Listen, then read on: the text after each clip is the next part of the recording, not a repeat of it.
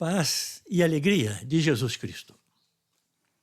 Nós vamos encerrar nossa caminhada pelas parábolas de Jesus com aquela que me parece a mais dramática de todas e que o próprio Jesus deve ter narrado com o coração apertado. Trata-se da parábola dos vinhateiros homicidas, que pode ser lida nos 3 evangelhos sinóticos e mesmo no evangelho não canônico de Tomé. Vamos ler a versão de São Mateus, capítulo 21, a partir do versículo 33. Escutai outra parábola. Havia um pai de família que plantou uma vinha, cercou-a com uma sebe, cavou um lagar e edificou uma torre. E, tendo-a arrendado a lavradores, deixou o país. Vindo o tempo da colheita, enviou seus servos aos lavradores para recolher o produto da sua vinha. Mas os lavradores agarraram os servos, feriram um, mataram outro e apedrejaram o terceiro. Enviou outros servos em maior número que os primeiros e fizeram-lhes a mesma coisa. Por fim, ele enviou seu próprio filho, dizendo: hão de respeitar meu filho. Os lavradores, porém, vendo o filho, disseram uns aos outros: eis o herdeiro, matemo-lo e tomemos posse de sua herança. Agarrando-o, conduziram-no para fora da vinha e o assassinaram. Pois bem, quando voltar o senhor da vinha, que fará aqueles lavradores?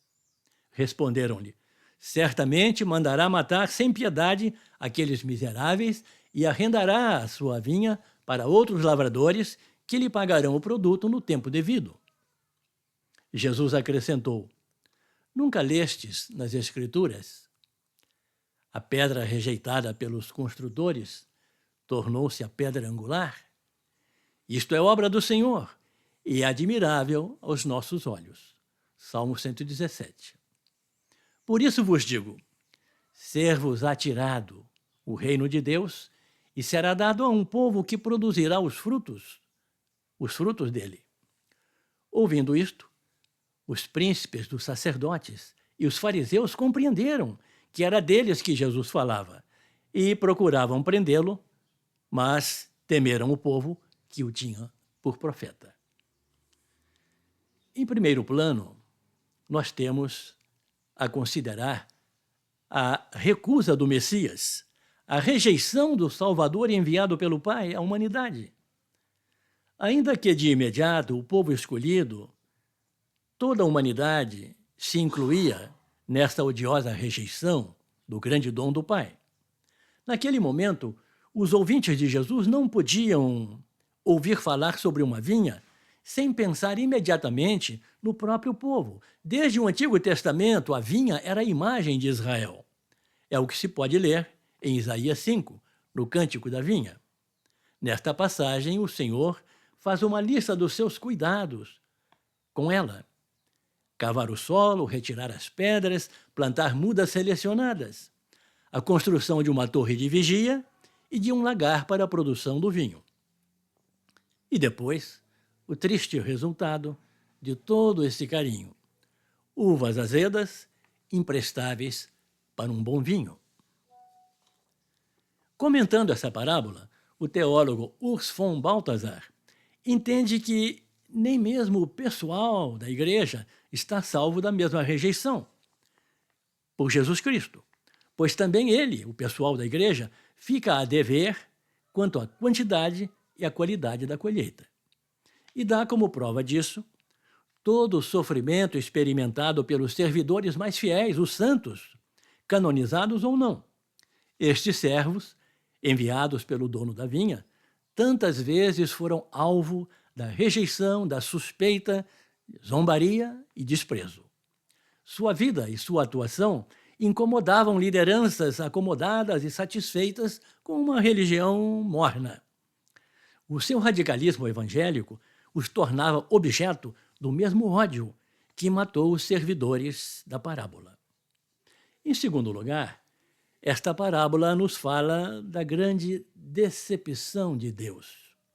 O próprio apóstolo Paulo, desde o início, já temia por isto. Na segunda carta aos Coríntios, ele escreve: Temo que, como a serpente enganou Eva com a sua astúcia, assim se corrompam os vossos pensamentos e se apartem da sinceridade para com Cristo.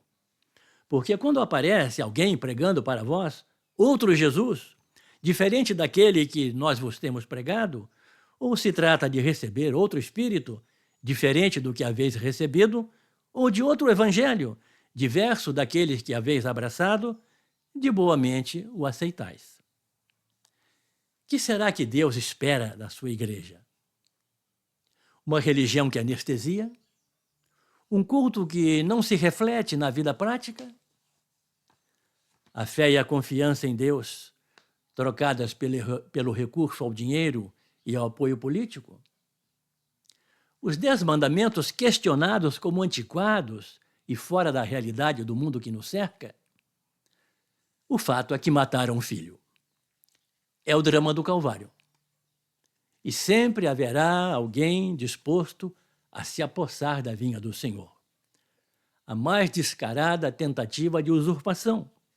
Usar a igreja, usar o evangelho para juntar dinheiro, acumular poder, dominar as pessoas, transformando-as em escravos.